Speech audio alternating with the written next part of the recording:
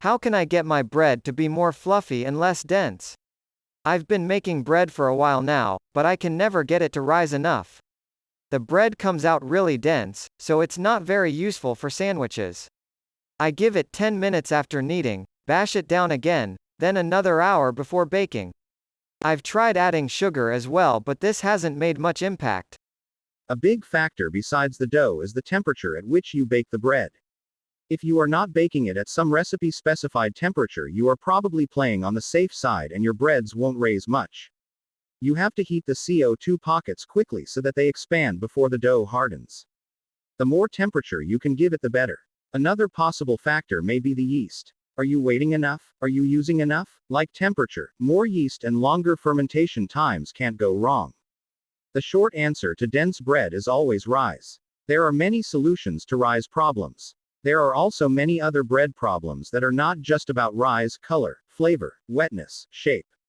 However, denseness is always about the rise. Rise happens when microbes, yeast, make air pockets in a network of gluten, or starch, in the case of rye and gluten-free breads.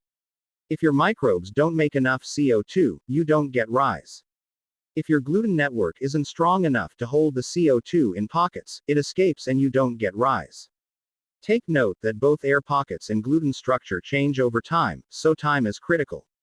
Temperature, besides baking, doesn't affect gluten, but it drastically affects microbe activity, so that's important too.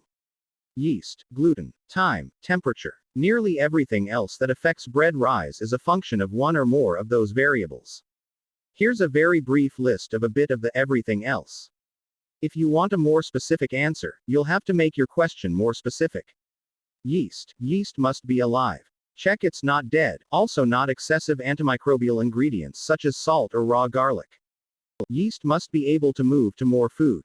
Water. Yeast must have food to ferment. Raw flour is food. Note other microbes can compete for food. Yeast must be at respirating temperature to ferment. This is a window. Very low temperatures will stop activity entirely. Moving up the scale will permit slow activity, all the way up to ideal, very fast activity and eventually death. Yeast must ferment for long enough for air pockets to form. Not enough time means underfermenting. Yeast must not ferment so long that the air pockets start breaking. Too much time means overfermenting.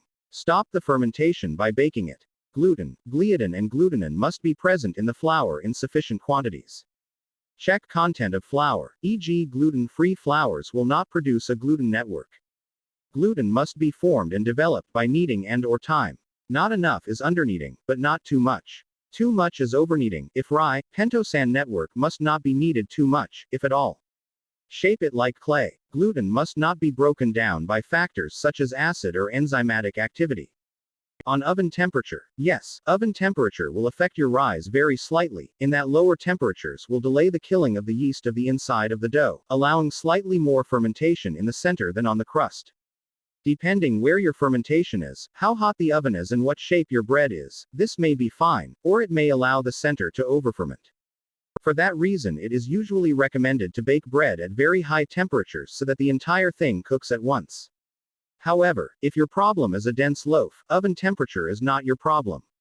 On slashing, I'll grant that slashing allows a little more rise than without slashing in the specific case that your dough has trouble finding a weak point in the crust to expand.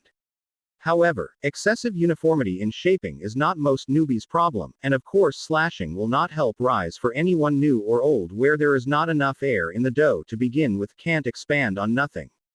Again, if your problem is a dense loaf, slashing is not your problem. On the other hand, if by fluffy, you mean, like cotton fluff, as in fine in texture, insubstantial in taste and white in color, there are recipes and specific dough handling techniques that will give you that. Recipes will never guarantee airy bread, though, so you might still end up with dense bread if you don't keep track of your yeast, gluten, time and temperature.